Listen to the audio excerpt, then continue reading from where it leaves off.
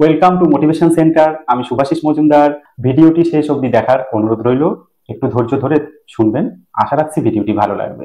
এবং তোমরা শুধু আয়োজনেই সীমাবদ্ধ থাকবে না, সামনে যাতে প্রতিটা ঘরে ঘরে নাগরিকত্ব সার্টিফিকেট পৌঁছে যায় সেই চেষ্টা আপ্রাণভাবে করবে। আমাদের অনেক সময় আয়োজন হয় কিন্তু তার এক্সিকিউশন হয় না, কাজে রূপান্তরিত হয় না। বিশেষ করে বেশিরভাগ রাজনৈতিক মঞ্চেই তাই হয়। আমাদের এটা কিন্তু একটা অরাজনৈতিক মঞ্চ। দেখবেন যে আমাদের এটার নাম হচ্ছে বাঙালি ঐক্য মঞ্চ। এখানে সবাই স্বাগত, যারা উদ্বাস্তু বান্ধব, যে যে মানসিকতায় থাকুন না কেন, প্রত্যেককেই আমরা এখানে স্বাগত জানাই। এটা হচ্ছে আমাদের আসল কথা। কিন্তু বাস্তব কারণে কোন রাজনৈতিক স্বার্থে কেউ এটাকে মিস ইন্টারপ্রিট করছে, ভুল ব্যাখ্যা দিচ্ছে, তাকেই আমরা কমব্যাট করছি, আইন দিয়ে সত্যি কথাটা লোকের কাছে জানাচ্ছি। তাই হয়তো অ্যাপারেন্টলি মনে হতে পারে যে আমাদের কোনো একটা রাজনৈতিক ভাবনা, যে বিশ্বাস করুন উদ্বাস্তুরা নাগরিকত্ব পেয়ে যাক, তারপরে সব উদ্বাস্তু নাগরিকত্ব অটোমেটিক বা পেয়ে গেলে আমাদের বাঙালি ঐক্যমঞ্চের কাজ সমাপ্ত হয়ে যাবে। আমাদের একটাই উদ্দেশ্য। তাই আপনারা অন্তত একটু আগে দাদা বললেন যে রাজনৈতিক মঞ্চে বাধ্যবাধকতা থাকে, অনেক সময় অনেক কথা অতিরঞ্জন করে বলতে হয়, আবার অনেক কথা চেপে যেতে হয়। যেটুকু আমার রাজনৈতিক দলের উপকারী বা পক্ষে যাবে সেটুকুই আমরা বলবো একটু পরে। তো সেই জন্য কিন্তু আমাদের এই মঞ্চটা একটু পরে দেখবেন আমরা একেবারে খুব কষ্ট লাগবে, ব্রেনে চাপ লাগবে যে ইংরেজি লেখা রয়েছে তার তর্জমা করে বলছি, কিন্তু আমার বক্তব্য রাখার আর জায়গা রাখেনি দাদা। ভীষণ কঠিন একটা বিষয়, একদম নিরস একটা বিষয়, এত সুন্দর রসসিক্ত করে দাদা বলে দিয়েছেন। আমি শুধু সেই কথাটাকে ফলো করে সার্কুলার গুলো বা আইনগুলো যা যা আছে তাই আমি হাতে কলমে দেখাবো, যাতে আপনারা আপনাদের বিভিন্ন অ্যাঙ্গেল থেকে যে কথাগুলি শোনেন নিজেরা যাতে নিজের বুদ্ধি খাটিয়ে কোনটা সত্যি সেটা বুঝে নিতে পারেন, আর কি করণীয় নিজের ক্ষেত্রে সেটাও আপনারা বুঝে যাবেন। আর যেটা এক্সিকিউশনের পার্ট, সেটা হচ্ছে কেমন করে অ্যাপ্লিকেশন করতে হবে আর কেমন করে সার্টিফিকেট প্রসিডিউরটা হবে আপনার কাছে পৌঁছাবে, সেটাও আজকে পারলে একটু ধৈর্য ধরে শুনবেন। আমরা দেরি করেছি তার জন্য দুঃখিত, কিন্তু বিশ্বাস করুন দেরি করেছি এই সার্টিফিকেটের জন্যই, যাতে আরো সহজ সরল ভাবে পাওয়া যায়। আমরা ঘর থেকে বেরিয়েছি, দাদা বোধহয় 8টা সাড়ে 8টায় ঘর থেকে বেরিয়েছেন, আমি ঘর থেকে বেরিয়েছি 10টার সময়। আমরা সারা কলকাতায় এই বিষয়ে কাজ করে, আপনারা জানেন সার্টিফিকেট যিনি দেন তিনি হচ্ছে ডাইরেক্টর সেন্সাস অপারেশন, অর্থাৎ জনগণনা দপ্তরের ডাইরেক্টর। তিনি কিন্তু সই করে সার্টিফিকেটটা ইস্যু করেন। আজকে প্রথম, এখনো পর্যন্ত কোন নেতৃত্ব, কোন সমাজসেবী সংস্থা সেখানে গিয়ে তাদেরকে ধাক্কা দিতে পারেনি। যে ধাক্কাটা দাদা দিয়ে এসছেন, ওনার সঙ্গী মাত্র আমি, দাদা দিয়ে এসছেন, সত্যি কথাটা বলতে হবে আমাকে। দাদা সেখানে গিয়ে ধাক্কা দিয়েছেন, দাদাকে আমি সঙ্গ দিয়েছি যে কোথায় কোথায় ওরা ভুল করছে বা কোথায় কোথায় ঠিক করা উচিত, ঠিকটা হচ্ছে না, এই কথা বললে ভালো লাগবে। কোথায় কোথায় ঠিক করা উচিত সেই ঠিকটা হচ্ছে না, আমরা চোখে আঙুল দিয়ে দেখিয়ে দিলাম। লজিক আইন এমন একটা জিনিস, সেটা যদি কেউ মান্যতা না দেয়, তাকে যদি বলা হয় এটা আপনাদের দেওয়া আইনে আছে আপনি দিচ্ছেন না, তার তো কোনো উত্তর থাকে না। ওরা বেসিক্যালি স্পিচলেস হয়ে গেছে, উত্তর দিতে পারেনি, শুধু বলছে আমরা দেখবো। আমি বললাম কবে দেখবেন? কথা আদায় করে নিয়ে এসছেন দাদা, সেপ্টেম্বরের মাঝামাঝির মধ্যেই তারা তাদের ভুলগুলো সংশোধন করে নেবেন। তার জন্য দাদার জন্য একবার হাততালি দিন। দাদা সারাদিন এই বয়সে যেভাবে পরিশ্রম করছেন, আর বাঙালি ঐক্যমঞ্চের প্রত্যেকটা সদস্য বিশ্বাস করুন জীবন পাক করে দিচ্ছে। আমাদের যে কম্পিউটারের সামনে যে ছেলেটি বসে আছে, না বললে তো হবে না, একটু আমাদের প্রত্যেকের জানা উচিত এরা কতটা স্যাক্রিফাইস করছে। ভোরবেলা অফিসে গেছে, মাল্টিন্যাশনাল কোম্পানির বড় পোস্টে আছে, সেখান থেকে তড়িঘড়ি করে চলে এসছে এখানে, কারণ এখানে পিপিটি শোর মূল উদ্যোক্তা ওরা। সবাই এইভাবে কিন্তু কাজ করছে। আপনারা আমাদের সঙ্গী হবেন, মানে আমাদের নয়, এটা আপনাদের সংগঠন, প্রত্যেককে হেল্প করতে হবে। আর নিজের কথা নাই বা বলে আমার ঘুম চলে গেছে, ঘুমোতে পারি না, 24 ঘন্টা শুধু ফোন আসে, একটু কথা বলবো, তো সেই ফোন যদি আমি 50% অ্যাটেন্ড করি তাহলে পাগল হয়ে যাবো। হ্যাঁ, দাদাই প্রচারটা বেশি করছেন। যাই হোক, আমরা এখন কাজের কথা আসবো। আমার মনে হয় দাদা যেটা বললেন যে প্রতিটা লাইন বাই লাইন আইনে কি আছে একটু দেখিয়ে দেবেন, প্রতিটা, আমার মনে হয় এখানে যারা আছি অন্তত আপনাদের দিকে দেখলে মনে হচ্ছে আপনারা প্রত্যেকেই বিশ্বাস করে নিয়েছেন যে ইট ইজ কারেক্ট, কিন্তু বিশ্বাস করলে হবে না, কারণ এর ভেতরে তো কিছু দ্বিধাদ্বন্দ্ব রয়েছে আমাদের প্রত্যেকের মধ্যে।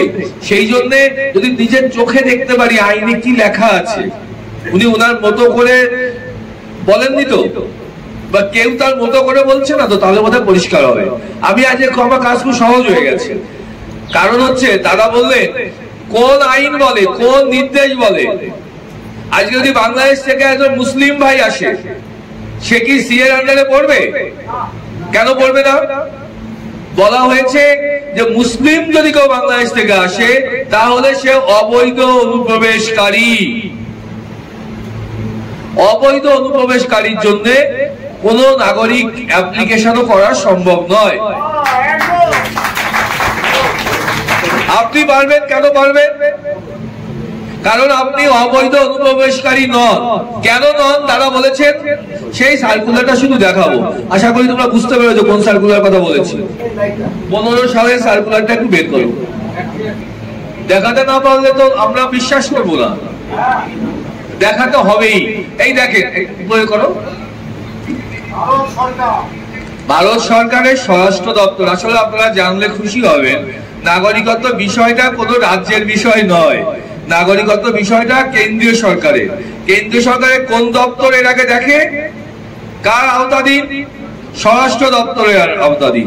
তাহলে যা কিছু নাগরিকত্ব সম্পর্কে কথা বলার অধিকার, নিয়ম করার অধিকার কেন্দ্রীয় স্বরাষ্ট্র দপ্তরে। বাকি যারা বলি সেটা হচ্ছে, এই তো এসে গেছে, নিচে যাও, দেখুন ইংলিশে যাও, 685 নম্বর দেখতে পাচ্ছেন, GSR 685E, 685E, date of notification 7 September 2015, ministry of home affairs. তারা বলেছিলেন, দেখুন তারা বলেছে যে পাসপোর্ট অ্যাক্ট, দাও পাসপোর্ট অ্যাক্ট যেটা আছে না, 1920 সালে যে পাসপোর্ট অ্যাক্ট ছিল আমাদের সেই সময়, সেই পাসপোর্ট অ্যাক্টে 14 সালের 31শে ডিসেম্বর এখানে লেখা আছে, 14 সালের 31শে ডিসেম্বর, এই যে 31শে ডিসেম্বর 2014, এর মধ্যে যে সমস্ত হিন্দু, দেখুন পাকিস্তান বাংলাদেশ থেকে যে সমস্ত হিন্দু, এই যে হিন্দু লেখা আছে, বাকিগুলো বললাম না, সময় নষ্ট হবে। হিন্দুরা 31শে ডিসেম্বর 14 সালের মধ্যে যারা এসছে, কি ভাবে আসতে পারে? 2 ভাবে আসতে পারে। 1 নম্বরে উইদাউট ভ্যালিড ডকুমেন্টস, মানে অবৈধভাবে, এবং উইথ ভ্যালিড ডকুমেন্টস, অর্থাৎ বৈধভাবে এলো পরে অবৈধ হয়ে গেল, যেহেতু পাসপোর্টে 1 মাস বা 3 মাস থাকার কথা বলা হয়েছে, থাকেনি, সেটা অবৈধ। এদেরকে আর পাসপোর্ট অ্যাক্টের আওতায় আনা যাবে না। অবৈধ ভাবে আসলে পুলিশ তো শুধু ওইটা লিখে খানতে হবে না, পুলিশ লিখবে কোন ধারায় কেস হবে। একটা আছে ফরেনার্স অ্যাক্ট আর একটা হচ্ছে পাসপোর্ট অ্যাক্ট, এই দুটো ধারায় কেস হবে। তো এই যে 1ম নম্বর সার্কুলারে পাসপোর্ট অ্যাক্ট থেকে ছাড় দিয়েছে, পরে সার্কুলারে যাও, 685 নম্বর সার্কুলারে, তারপর পরেরটা যাও। তারপরে 686-তে কি বলেছে? ওই একই কথা বলেছে, ফরেনার্স অ্যাক্ট থেকে ছাড় দেওয়া। এই যে ফরেনার্স অ্যাক্ট 46-এর থেকে ছাড় দেওয়া হলো, অর্থাৎ বলা হলো 31শে ডিসেম্বর 2014-র মধ্যে যারা এসছে তাদের এগেইনস্টে আর এই ধারায় কেস হবে না। তারা কি হলো? তাদেরকে আর ইল্লিগাল মাইগ্রেন্ট বলা যাবে না, এখানে লেখা আছে, যাও নিচে যাও। তাদের ছাড় দেওয়া হলো, বিকজ তাদেরকে আর আমরা ইল্লিগাল মাইগ্রেন্ট বলতে পারবো না। বোঝা গেছে এটুকু? তাহলে দাদা যেটা বললেন হ্যাঁ আছে আছে আছে আছে। যারা আপনারা দেখে নেন সার্কুলারটা আমরা এখানে যে আমাদের বাঙালি ঐক্য মঞ্চ রয়েছে তাদের হোয়াটসঅ্যাপ গ্রুপে আছে এটা অলরেডি। আপনারা তোমরা যারা আছো সবাই আমার ছোট ভাই, সেই জন্য বলছি তুমি করে বলছি, তোমরা গ্রুপে শেয়ার করবে, যে চাইবে সঙ্গে সঙ্গে তাদেরকে দিয়ে দেবে। জেরক্স করা আছে, কত জেরক্স দেবে হোয়াটসঅ্যাপে দিয়ে দেবে, নিজেরা প্রিন্ট আউট করে নেবে। কোন থানায় কোন জায়গায় যদি বাংলাদেশি বলে হ্যারাস করতে চায় বলবেন কোন ধারায় কেস দেবেন স্যার একটু আমাকে বলুন। তখন আমাকে আপনি বাংলাদেশে বলছেন, আমার 14 সালের 31শে ডিসেম্বরের আগে আমি চলে এসেছি এখানে, তাহলে আমাকে তো আর ফরেনার্স একটা কেস দিতে পারবেন না। আমাকে তো আপনি পাসপোর্ট নিয়ে আসিনি বা এসে পাসপোর্ট ফেলে দিয়েছি সেই দায়ে তো কেস দিতে পারবেন না, কারণ আমি হিন্দু, আমাকে ছাড় দেওয়া হয়েছে। তাহলে আপনি একটু কেসটা লিখুন, হয় চোর ডাকাত ধর্ষণকারী এইসব কেস দিতে পারবেন। কিন্তু বাংলাদেশ থেকে ইলিগালি এসছি এই কেস আর দিতে পারবেন না। কিসের ধারা মুখে বললে তো হবে না, এই ধারা অনুযায়ী, এই সার্কুলার অনুযায়ী আর কেস দিতে পারবে না। পরিষ্কার বোঝা গেছে? নেক্সট আমি চলে যাচ্ছি, দাদা যেটা বললেন, তারপরে 19 সালে যে আইনটা পাশ হলো, 19 সালে যে আইনটা পাশ হলো সেই আইনে কি বলা আছে? দাদা বললেন না যে কেস আর থাকবে না, কেস যদি থাকে সেটা বন্ধ হয়ে যাবে, তাই তো? সেটা আমি দেখিয়ে দিচ্ছি, যাও ওটা চলে যাও, 6B তে চলে যাও। এই আইনটা আমরা পপুলার ভাষায় ক্যা বলি বা CAA 2019 বলি, কিন্তু এটা বেসিক্যালি অ্যাক্ট আছে 1955 সালে, নাগরিকত্ব যে অ্যাক্ট, সিটিজেনশিপ অ্যাক্ট আছে, সেই অ্যাক্টে আর একটা ধারা যোগ হয়েছে। সেই ধারাটা কোথায় রাখা আছে? 6B ধারা। 6 ধারা কমপ্লিটলি ডিলস উইথ, কমপ্লিটলি এটাকে এটা আচরণ করে, মানে ব্যবহার করে, কাজে লাগে ন্যাচারালাইজেশনের জন্য। অর্থাৎ নাগরিকত্ব অনেকগুলো ধারা আছে, তার মধ্যে স্বাভাবিকীকরণ যে ধারা সেটা আছে 6 ধারা। 6 নিজে একটা ধারা, 6A একটা আসামের জন্য ধারা, সেটা নিয়ে আলোচনার বিষয় নয়, ওটা এক্সক্লুসিভলি শুধু আসামের জন্য। এটা হচ্ছে 6B ধারা। দেখবেন আমাদের যারা বন্ধুরা বিরোধী পক্ষ তারা এই নিয়ে কোনো কথা বলে না, আমরা যখন বক্তব্য রাখি দেখাই আমাদেরটা নিয়ে আইনগত ভাবে কোনো তর্ক করে না, ব্যক্তিগত আক্রমণ করে আর উল্টো কথা বলে। বলবে আসামে কি হচ্ছে, আসামে তো 6A ধারা, আমাদের বাকি রাজ্যগুলো আমাদের জন্য 6B ধারা। তাহলে আমাদের যে ধারায় নাগরিকত্বের কথা বলা হচ্ছে সেটা নিয়ে কথা বলি আসো, সেটা কিন্তু বলবে না।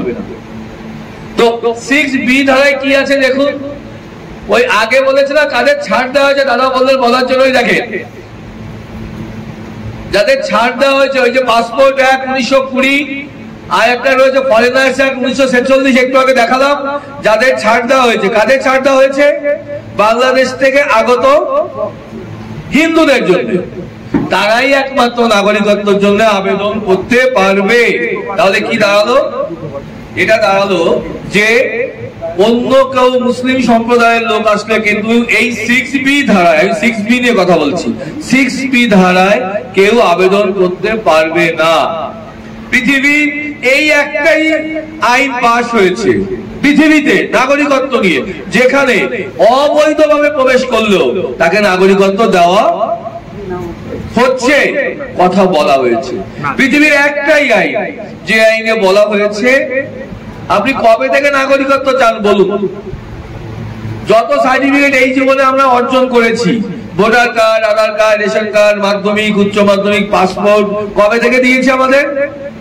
যেদিন ইস্যুইং অথরিটি সই করেছে, আজকে সই করলো, সেদিন থেকে তো আমাদের সেই সার্টিফিকেট হয় নাকি? এই একমাত্র সার্টিফিকেট যেটা আমি যেদিন চাইবো সেদিন থেকে চালু হয়ে যাবে।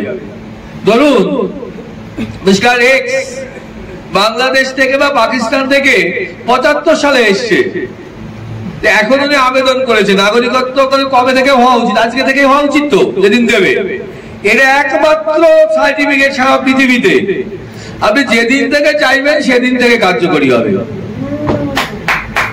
আছে নাকি পৃথিবীতে? দেখান তো আপনারা। আমাদের যে বিরোধী বন্ধুরা ইউটিউবার বিভিন্ন ভাবে কথা বলে, তাদের জিজ্ঞেস করবেন তো পৃথিবীর কোন সার্টিফিকেট আছে যে আপনি যেদিন থেকে চাইছি সেদিন থেকে দেবে? এইটা কেন দেবে?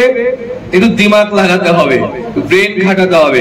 কারণ যারা উদ্বাস্তু বাংলাদেশ থেকে ফেজ ওয়াইজ বিভিন্ন ভাবে এসেছে, বিভিন্ন সময় এসে দীর্ঘদিন ভাবে নাগরিকত্বহীনভাবে তারা গল্প করে শুনিয়েছে। পাসপোর্ট করতে হয়েছে কিভাবে, রেশন কার্ড করতে হয়েছে কিভাবে, বিভিন্ন ভাবে ঘুরিয়ে ফিরিয়ে দীর্ঘদিন ধরে লেখাপড়া শিখে চাকরি ইত্যাদি ইত্যাদি বাড়ি ঘর করা হয়েছে। একদিনে তো হয়নি, বিভিন্ন দিন ধরে আমি করেছি। আপনি কতদিন আগে এসেছেন, কিভাবে করেছেন, তাহলে সেটা আপনিই জানেন। সেই জন্য আপনার ইচ্ছে মতো ডেট ঠিক করতে হবে আপনাকে, যে আপনি কবে থেকে নাগরিকত্ব দিলে আপনার সমস্ত সুযোগ সুবিধা সুরক্ষিত থাকবে।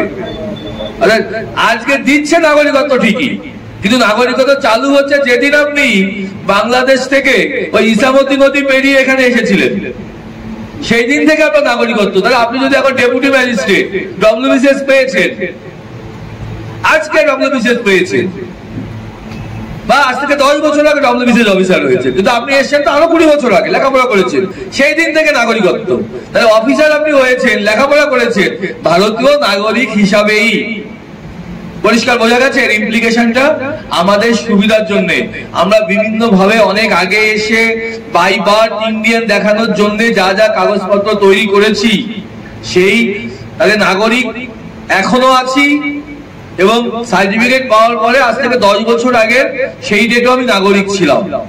আমি কি বোঝাতে পেরেছি এটা আপনাদেরকে? বুঝেছেন? এই একটা কথার জন্য সব ভয় কেটে গেছে। কারণ আমি যেদিন থেকে চাই সেদিন থেকে নাগরিকত্ব পাচ্ছি। কোথায় লেখা আছে এটা? দেখা ওটা,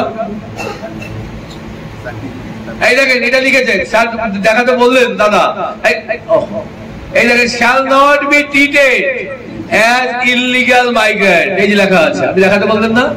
shall not be treated as illegal migrant, দেখতে পাচ্ছেন তো আপনারা? দেখেছেন? অবৈধ প্রবেশকারী হিসাবে তাদের আর বলা যাবে না ইললিগ্যাল মাইগ্রেন্ট। বারবার দেখাচ্ছি, এই যে 6B ধারা যোগ হয়েছে, সেখানে কি বলেছে, কবে থেকে পাবে দেখাও। এই যে to be a citizen of India from the date of his entry into India, অর্থাৎ যেদিন উনি এন্ট্রি করেছেন সেদিন থেকে নাগরিক হবে, লেখা আছে তো। দাদা ভুল বলেননি, তাই তো? আমাদের যে পপুলার কনসেপ্ট আছে রাজনীতিবিদরা ভুল বলে, অন্তত এই ক্ষেত্রে উনি পাশ করে গেছেন। ঠিক আছে তো? এবার প্রশ্ন আসবে, আরে আমি এসছি তো উইদাউটে এসেছিলাম, এসে মামা বাড়িতে ছিলাম 3 বছর, কে জানে সেটা? তার প্রমাণ আমি কি করে দেবো? ঠিক কিনা?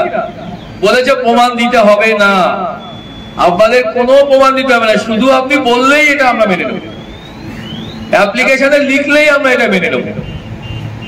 এর থেকে আর নিঃশর্ত কি হতে পারে? নিঃশর্তকে ছাড়িয়ে যাচ্ছে এটা।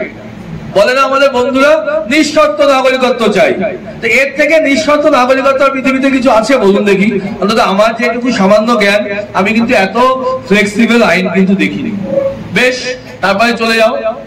যদি দেখা যায় এই আইনটা তো 15 সালে হয়েছে, মানে সার্কুলারটা 15 সালে হয়েছিল, 19 সালে আইনটা হয়েছে, কিন্তু দুর্ভাগ্যবশত তাদের 15 সালে 7ই সেপ্টেম্বরের পরে ওয়েস্ট বেঙ্গলে বাংলাদেশের হিন্দুদের এগেইনস্টে কোনো কেস হওয়া উচিত না, তাই তো? এটা অনুযায়ী বাস্তবে কি মিলছে? বাস্তবে কি মিলছে? মিলছে না। কেন মিলছে না? কারণ যাদের মেলানোর কথা, এই আইনটা মান্যতা দেওয়ার কথা, তারা চোখ বন্ধ করে রয়েছে, তারা আইনটা চেপে রেখেছে। আমরা জানি না তো, তাই নাকি? এরকম আইন হয়েছে নাকি? এরকম কোন অর্ডার আছে নাকি?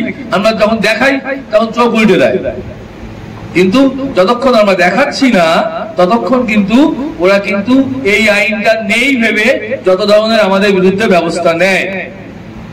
হাইকোর্টে এই ব্যাপারে অসংখ্য রুলিং অলরেডি গত 2-3 বছরে হয়ে গেছে। আপনারা একটু আমাদের কাজ কিন্তু আপনাদের সচেতন করা, এই আইনগুলো দেখানো, যাতে আপনারা নিজের পায়ে দাঁড়িয়ে যেখানে আশেপাশে যার বিরুদ্ধে এটা হবে, দলমত নির্বিশেষে, উদ্বাস্তুর কোনো দল নেই, উদ্বাস্তুর দল উদ্বাস্তু, আমাদেরকে যে হেল্প করবে আমাদের পায়ের নিচে মাটিটাকে শক্ত করতে, সে আমার বন্ধু। যে হেল্প করবে না, শত্রু না বললেও তাকে আমরা বন্ধু বলতে পারবো না।